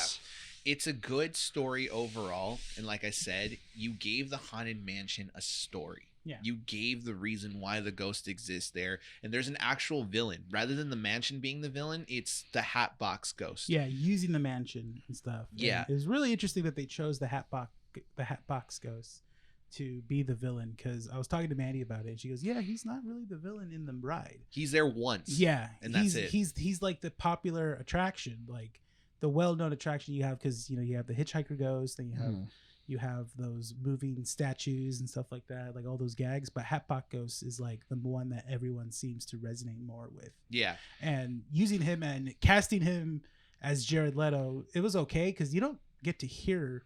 You don't get to see Jared Leto. You just see the Hatbox Ghost, which is great. I guess he's just like more of the entity of the ghost. Like, he's just. I'm not sure if Jared Leto even voiced the ghost. That's what I was thinking, because he didn't sound We're not like fans of Jared Leto, but we didn't get to see Jared But Leto. that's how you use Jared Leto. You don't. You don't really use Jared Leto. You don't use his face. You don't use anything else. You just take photos of him and you put him up on a wall and you go, "That's the guy." and then you have somebody, and then you like modulate his voice all the way up and you put a lot of prosthetic on him. Speaking about Jared Leto, I feel like the Tron 3 movie is actually moving forward because they've casted people for the Tron 3 movie. So I feel like dude. Disney had a contract with him. It's like, oh yeah, he's gonna do like a certain amount of Disney movies. You think that he's like a life contractor? No, I don't think he's a life. I think he's signed on to do certain movies. Can you click the reviews on the 42? You see how it says, yeah, and I want to see what like some of the like what some of like the bad reviews were. No, go click out. Anyway, so he does that. It's some of the bad reviews is that it's probably like a kid's movie or something like that, and they weren't happy with how messy the plot was. Speaking about the plot, real quick, did you guys? Because I had this feeling, right? Yeah. And I think I told you this after the movie, Renee. I said that to me, the story was cool, right? Of like how the idea of grieving and understanding what it is and how people go through it. That was interesting. But then the last act of the movie was very Disney Channel-esque. It was like they couldn't figure out how to resolve the climax. It was like, oh, Ben is going to give himself up to save everyone so that the Hatbox Ghost basically has his 1,000 souls and he can come back. Yeah. But then it's just kind of like, okay, how do we quickly wrap this up? Let's get everyone to do a teamwork kind of thing. It did feel very rushed at the end, where it was like, okay, we have everyone where they're at in the mansion. Yeah. But now how do we resolve it? Yeah. It is a movie. I will say this. It is a movie that is for the people who love the Haunted Mansion ride. Because if you watch that movie, there's so many little Easter eggs from the ride itself. Oh, yeah. The dueling portraits that are there. Candelabra. The candelabra. The stretching room with no windows and no doors. The attic with the see-through attic. That creeped you out.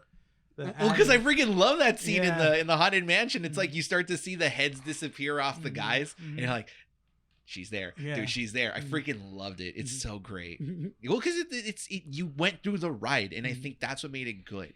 Yeah. Even the dining room scene was perfect too, where you have all the ghosts dancing. It was just like that too. It was like, and I do love the. I really like that idea of how exactly do we get people to do this? Because if you were smart, you had a house that's haunted by 1,000 ghosts. Why would you stay? Yeah.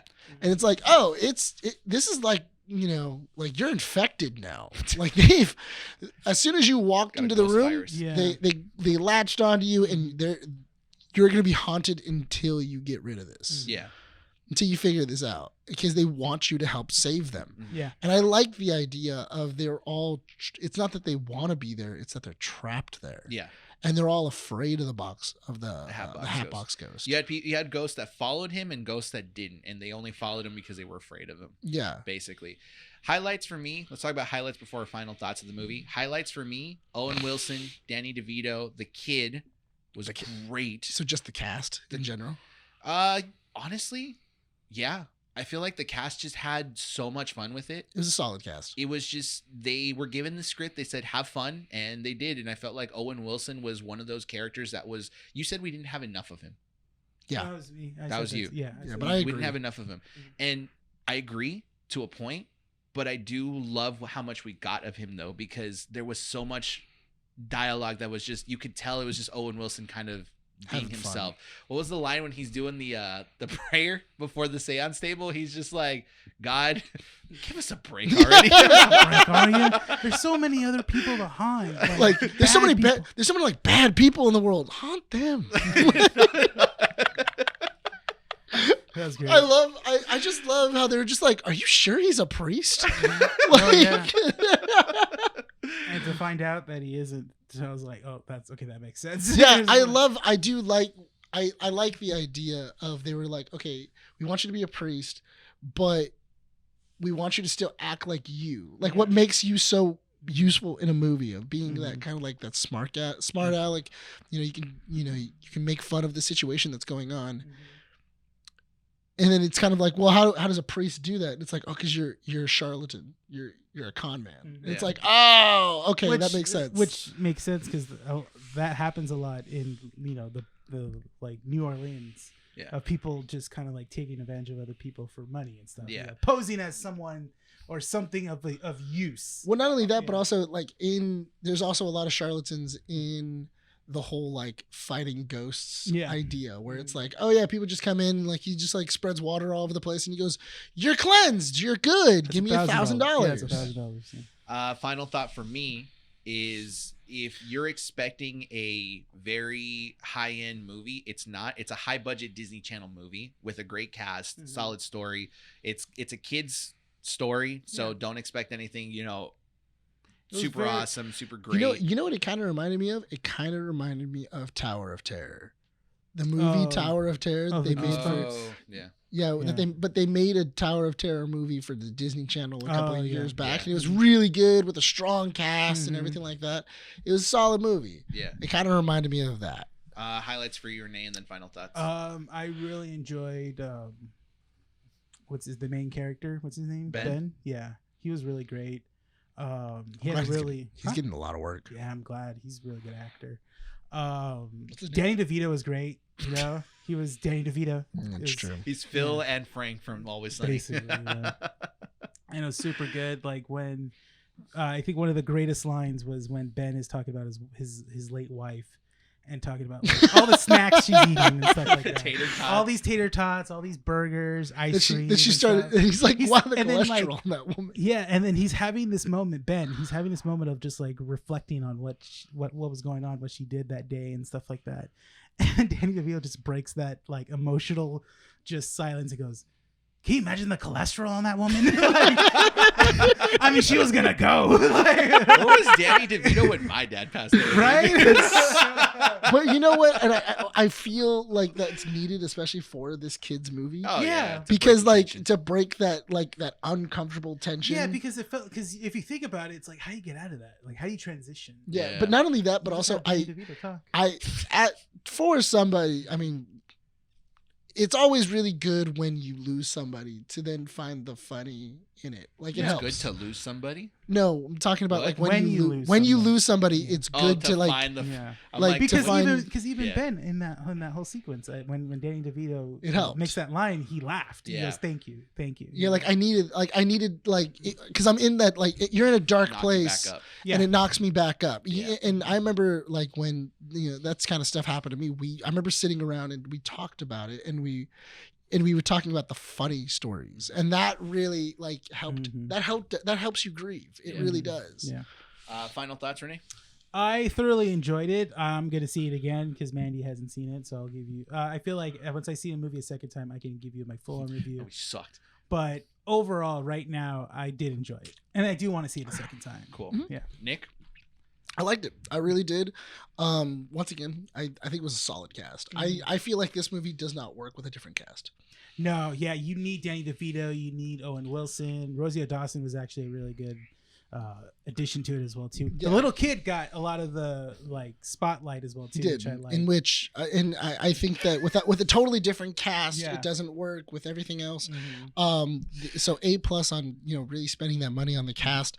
I know that the amount of callbacks that they had for the actual ride itself were awesome. It was great. I like the usage of the subtlety of the music. Yeah. In the in the movie when he's taking pictures, he's like, you hear the when you're entering. The music was like a remix of. But I did like Haunted Mansion. I did like when he fell asleep. And then he wakes up and he sees his wife and then he runs after her and you have that really like da da da da da da da like you have like the when you're going through the graveyard and everything else. I really enjoyed the movie. I think everything in it is pretty cool. It's a great movie to take your kids to. You might have to have a weird conversation with about death afterwards, but but it's a good movie. If they grew up on Disney movies, it's not that weird. Yeah, that is true. Yeah. That is true. Disney loves to just tell you that your parents are gonna die. Eventually, they're all gonna die. Dead Parents Club, dude. Dead Parents Club. Yeah.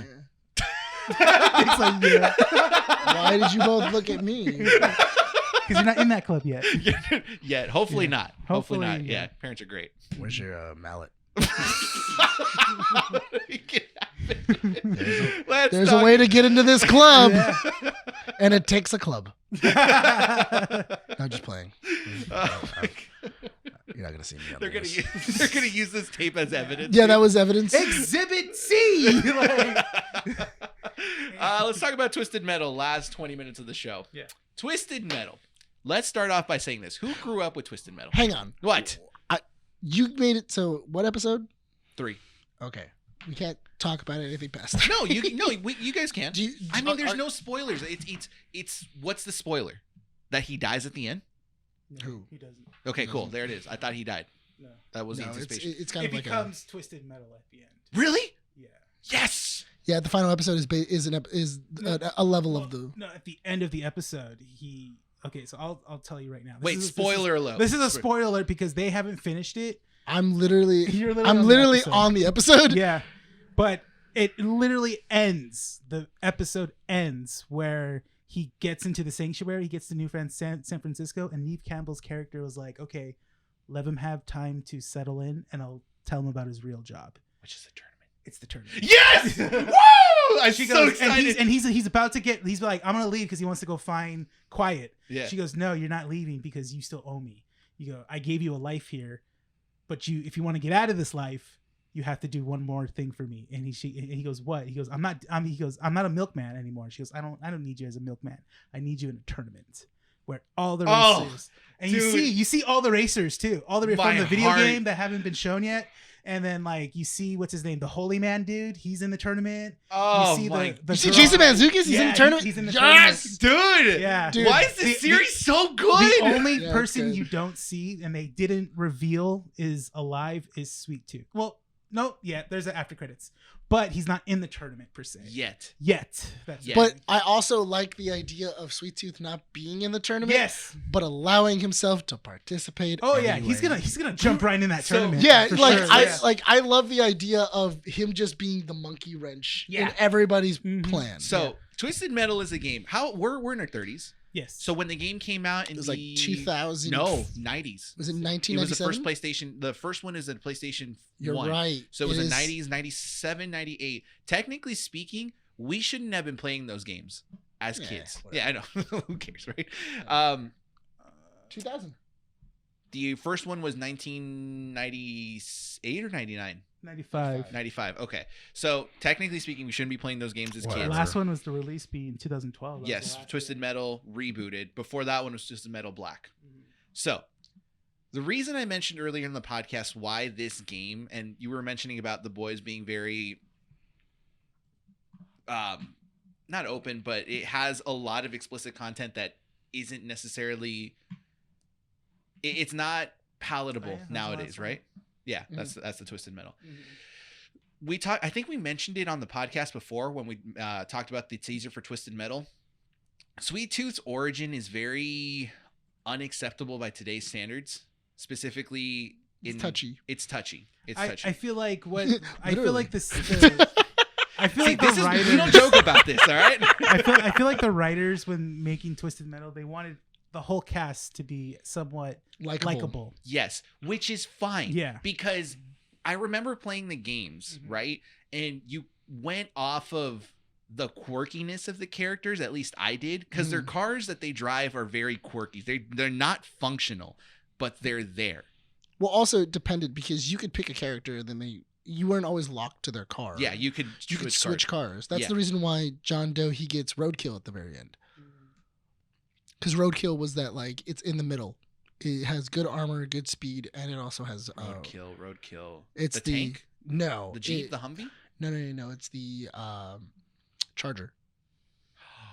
That's right. He gets the Charger at the end. That's right. Okay, so speaking about Sweet Tooth, real quick, Dude, if they put that guy in it, who the guy with that has the 2 tires and he's just driving it, oh, that they would have be to. sick. They have to. With They the have guy, to. yeah. I think that's gonna be like towards the end of the season. That's gonna be so sick. They have to. They have to. So let's talk about Sweet Tooth real quick. Because they also okay? had Twister, which I didn't think they were gonna put in. She's in here as well too. She's in the end. Oh yeah. Yeah. So Sweet Tooth's origin, let's get this out of the way. He was not a former, but he did really bad things to kids. Oh, in the video game. In the video game, yes. In the video game. He dies and ends up being possessed by a demon and comes back, and he's basically the poster child of this game because he's demonic, twisted, evil, worst possible being ever. Yes. Right? Sure. The thing they do in this series is they don't go with that, which is totally fine because I don't think you can pass that in any TV series nowadays. But what they do with Sweet Tooth is they make him extremely loony.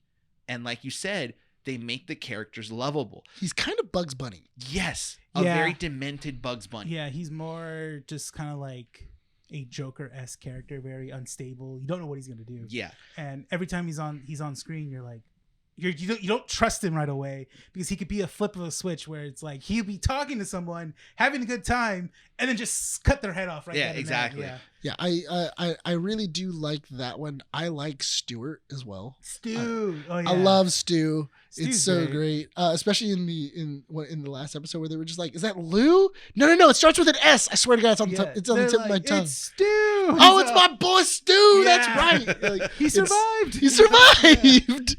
It's good. And I love how they're giving these characters different backgrounds that they're related to the stories that they had in the game, but they're completely different and more modern day. So they give you a more background as of Sweet Tooth in this one. He's a former child star that basically lost it on set. That's fine. Yeah. And instead he kills a dog. He like stabs a dog to death. That's Agent Stone. Mm-hmm. Agent Stone's background is such a great one because I he love was the fact that he's a rent-a-cop. Yeah. Basically, he's Mm-hmm. rent-a-cop that basically No wants one to be took taken him seriously, seriously, and never then he taken ends up seriously. murdering people because they didn't follow the law, Yes. which is great. I forget which Twisted Metal she's in, but in episode 4, the grandma.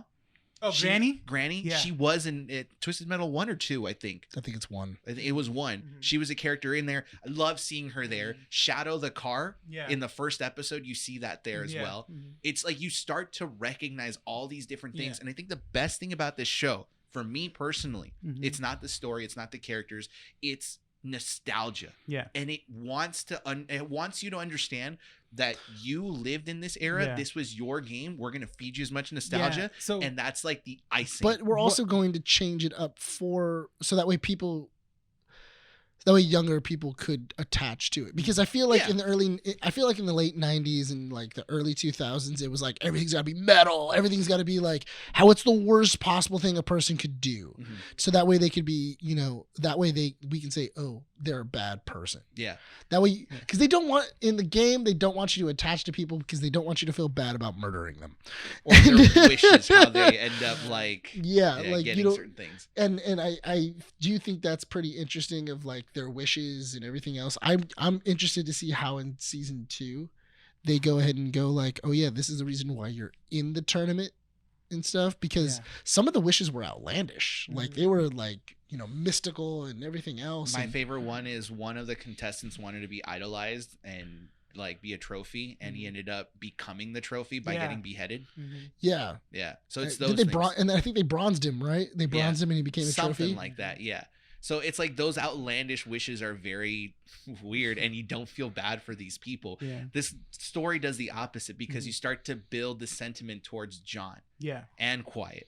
who is John is played by Anthony Mackie. and Quiet is Stephanie Beatrice. Yes. Which are great. They are so great in the show. Yeah, their chemistry really bounces off each other and stuff. And then what's great about it is that the moments, it's throughout the whole show, and the moments when they get closer, then they realize that they're getting closer, and then they get into another argument. Yeah. Then they start ripping on each other and stuff. They are the quintessential toxic couple. Yes. And it's great. The nostalgia. So the story is great. Yes. Can we agree that the story is good so far? Mm-hmm.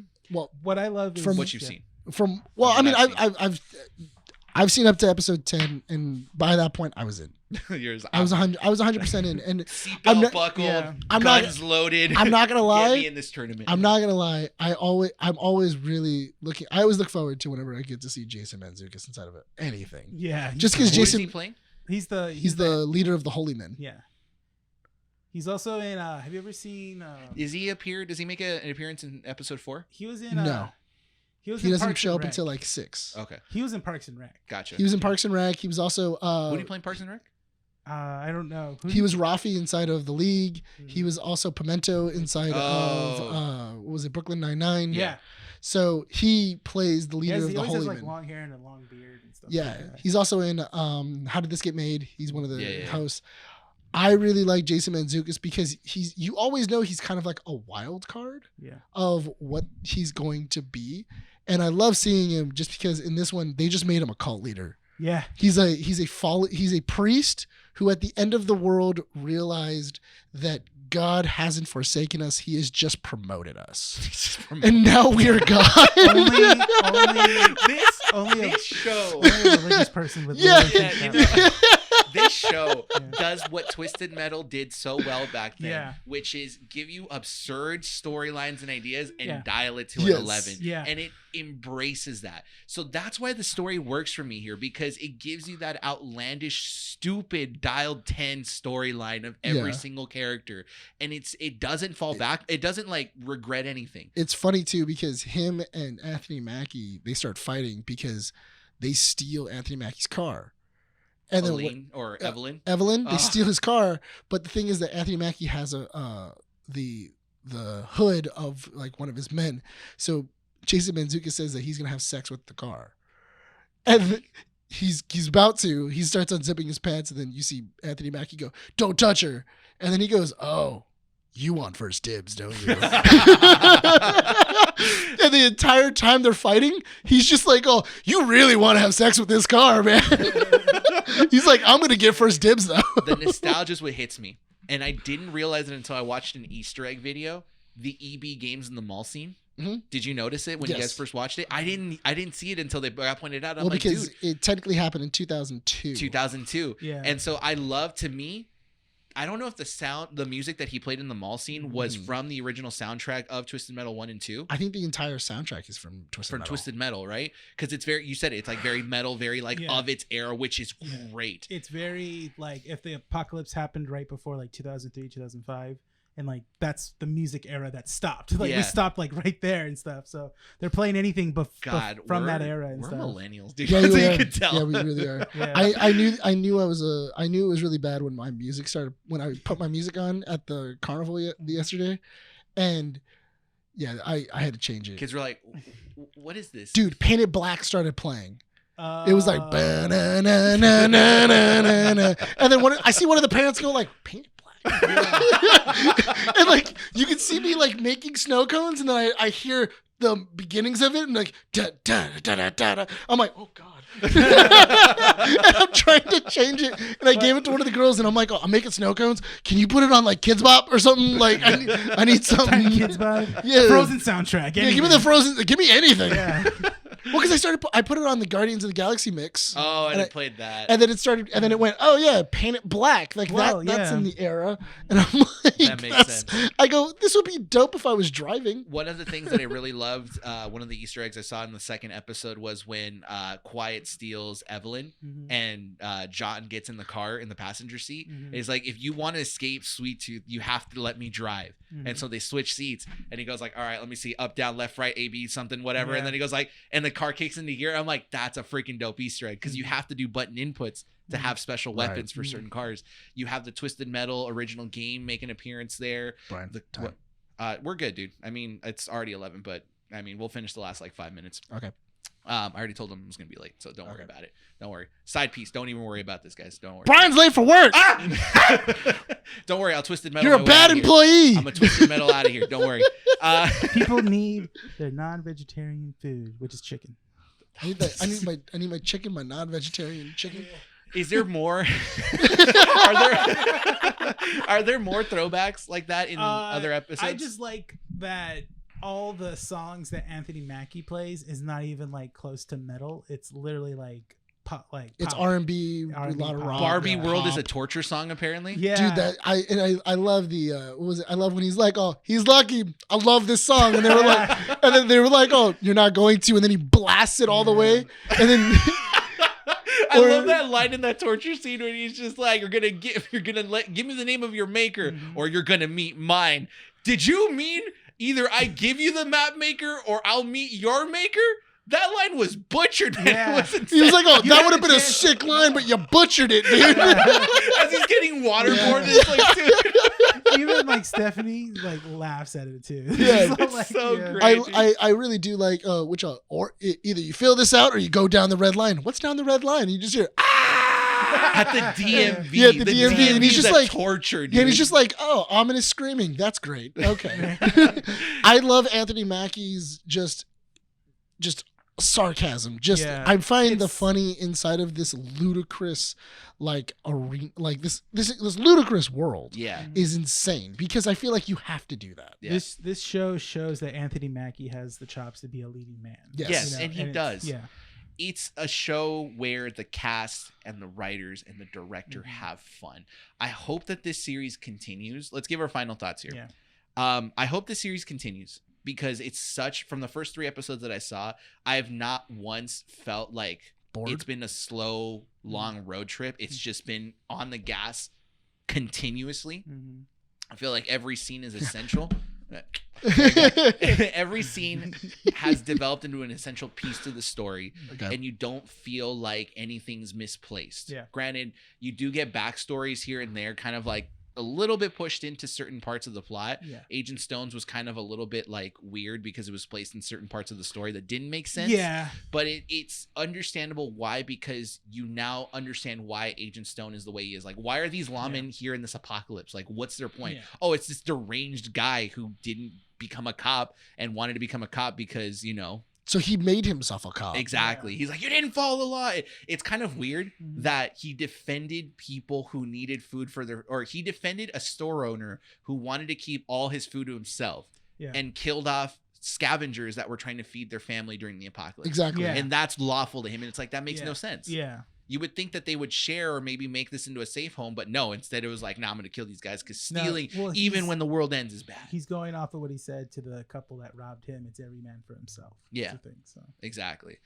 So my final thoughts are, love the series, love the nostalgia. It brings me back to simpler times when I didn't have a job and responsibilities. I was a kid playing a game I should not have been playing, I don't know why you keep saying that. We should have played it. I love it. Because you shouldn't have played it. Dude. I mean, similar to Grand Theft Auto. I was just gonna say that we all played Grand Theft Auto. Yeah, it's true. Yeah. But I think we all went into that dark alley. We knew it happened. We knew it was happening. Great. I feel like this is a show for people that want video game stuff to be successful because this is a good example of that. No, it is definitely. Yeah. What are your final thoughts? My final thoughts. I think the one it's not a gripe. I was worried about was the whole Samoa Joe playing the body of Sweet Tooth and Will Arnett doing the voice. I was really worried because I don't know if it's gonna feel like they were in sync. The voice and the body movements. No, this was perfectly good. Yeah. Samoa Joe did a great job of doing the body work, and Will Arnett was a great voice actor. Do you feel like he's a good Sweet Tooth? Because there were moments where I felt like Will Arnett made an appearance and it wasn't Sweet Tooth, but then when he gets angry, it was Sweet Tooth. No, but my big thing was that because what I'm really hoping is that I hope if they ever show like this is how we made Twisted Metal, because I really want to know. I really do want to know how they did everything else behind the scenes. Yeah, like a behind the scenes like featurette. I'm really hoping that Samoa Joe did the lines. Oh yeah. And then like that way he can like articulate, and then I'm hoping Arnett was there. so that way he can Well, he was a also producer, hear. yeah. I know he was a producer, A but lot of producers in this one. yeah, but I'm really hoping that like They all love Twisted Metal Yeah, so you could much. tell Yeah, all all- the actors yeah. that were producers, they all were fans. They of all Twisted had Metal. secret loves for Twisted Metal. yeah, Dude, because everybody loved this where game. were these people growing up, dude? I wanted a Twisted Metal. I wanted Twisted Metal back in 2012, but I didn't have a PlayStation 4, so I felt outcasted. And then he was like, "It's not a good game." And I'm like, dude. Dude, I loved Twisted Metal when I was a kid. I used to play it my all. Me and my brother God. used to play it all the time. Even the Twisted Metal RC game. Yeah, I remember my brother when we would play Twisted Metal, he would do the old Big Brother thing where like if I went to the restroom and we paused it, he would then pull my controller. He'd pull the controller so that way it wasn't. Was this Justin? Yeah, he wasn't making. No, my other brother. I know. Moron. Anyway, he would pull it out so that way it was it just wasn't connected all the way, and then when I was playing, he would then blow me up, and I'd be like, "Why am I not working? Why is the controller not working?" That happens a lot. Any other thoughts, Renee? No, I thoroughly enjoyed it. It was really cool to see Sweet Tooth With his his head, flame? with the flaming head he had at the end of the episode. I'm wondering does how he have it because in the end credit scene. No, he has it in the final battle. In the final battle, he's basically like, oh, he's talking to Stu because he has Stu in his ice cream truck, and he's all like, light me up, and he pours like lighter fluid on his head. He's like, light me up, and then it's just on fire the whole time. Yeah, Like, he's sitting there and his head's on fire. Yeah, his head's on fire, and then you see Anthony Mackie, and he's driving a different car, and he goes, "I like the new car. It looks good." And he goes, "I like your flaming head. That also looks pretty cool." Yeah, he goes, "Oh yeah, I'm trying something new." Yeah, and he's like, "Yeah," and he like, "I'm trying something new," and he like flips it back. You're like, "What in the world is going on?" So great, dude! I can't wait. I want to keep watching more. Yeah, it's good. Nick, what are your final thoughts? I'm loving the show. I can't wait for season 2 to get announced. Cross your fingers because of the writer's strike.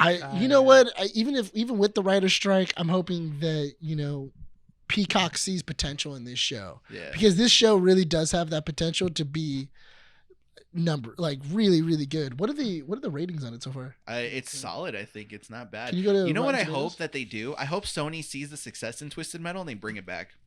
The game? The game. You know what? I would do another Twisted Metal and then use Anthony Mackie and all the characters that you have now. Yeah, if you want to go A off Twisted of, Metal remake. yeah, like 65 total, 91. 95 for audiences. Yes, Yeah. Audience, the people love it. the people like it, so that's That's all. great. That's all I care about. That's good. Yeah, because if the audience loves it and the audience is watching it, then they'll make another one. They don't care about what the If Sony wants to make another Twisted Metal game, that's fine. Remaster 2012 Twisted Metal and then make a Twisted Metal 2.